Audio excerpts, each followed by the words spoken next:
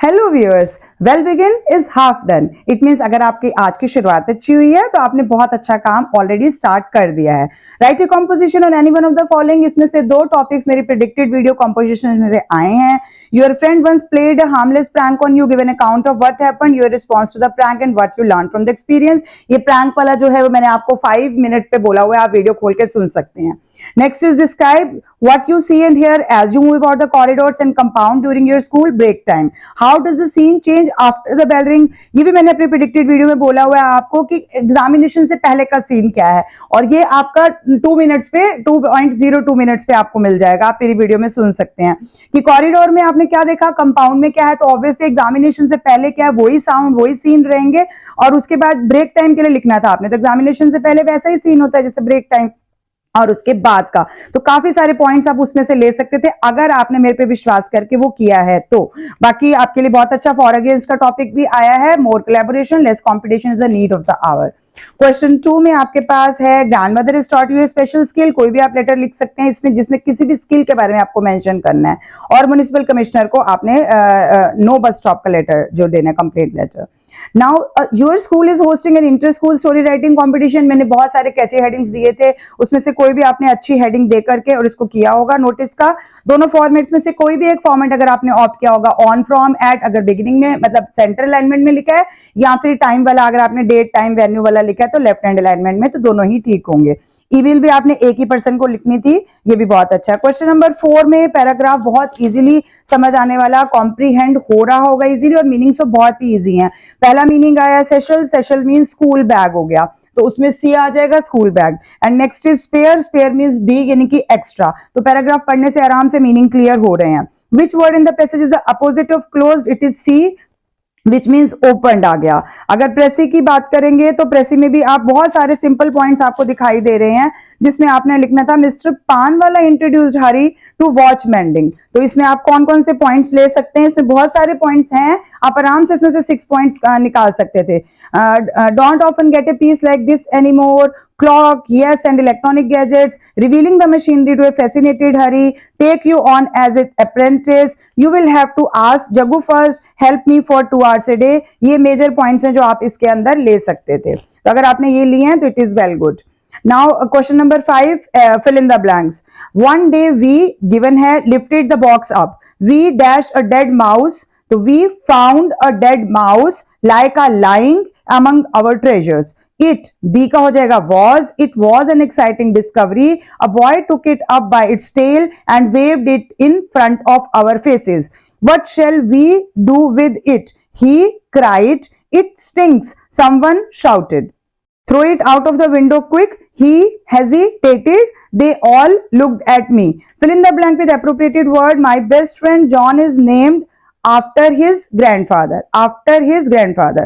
A grey mist hung upon the fields, or on the fields, both are correct। The little girl spoke up against the bully। Spoke up मतलब आवाज उठाना।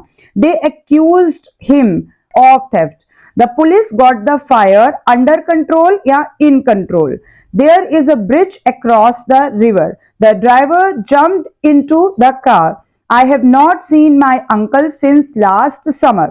Now without using and but so, these are fresh mangoes, I bought them yesterday। Option A is correct। These are fresh mangoes which I bought yesterday।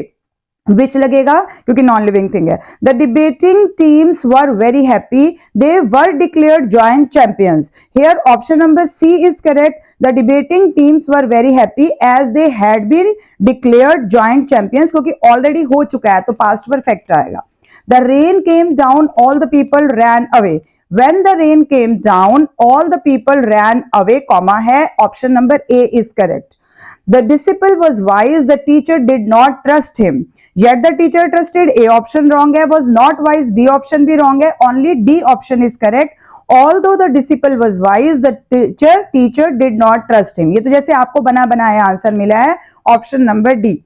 Now coming to fourth part, The teacher said, "Come early tomorrow. The examination begins at 8 o'clock." The teacher told us to. The teacher told us to come early the next day as the examination would begin at 8 o'clock क्योंकि tomorrow है तो future tense लगेगा. Would begin at 8 o'clock. Option number A is correct in this case. Second, Rahul not only plays the guitar but also the drums. तो Rahul plays the guitar as well as the drums. तो A option is correct. B correct क्यों नहीं है? क्योंकि as well as ही नहीं है, the drum है. सी क्यों नहीं है? ही डज द ड्रम्स, वो भी गलत हो गया. और लास्ट वाले में ड्रम्स एज वेल एंड में आ रहा है, तो option A is correct. In third part, she said she would not be available. Add a question tag. अब इसमें नॉट में आपके पास आंसर आ रहा है तो क्वेश्चन नॉट में नहीं होना चाहिए रूल्स के अकॉर्डिंगली, जो एड ए क्वेश्चन टैग का होता है. तो option number B is correct. She said she would not be available. Did she? अगर हम didn't she लगाएंगे तो ऑलरेडी अंदर not है तो वो गलत हो जाएगा. Option number B is correct. Fourth, this is the most beautiful painting in the examination. Option number D is correct. No other painting in the exhibition is as beautiful as this one. क्योंकि C वाले में as this he आ गया, as लगा ही नहीं हमारे पास.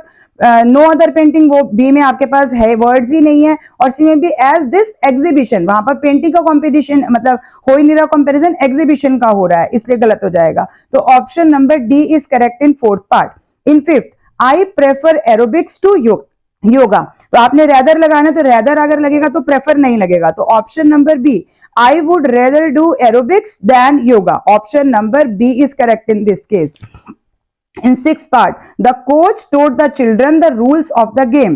Part option number D is correct. The rules of the game were taught by the coach to the children.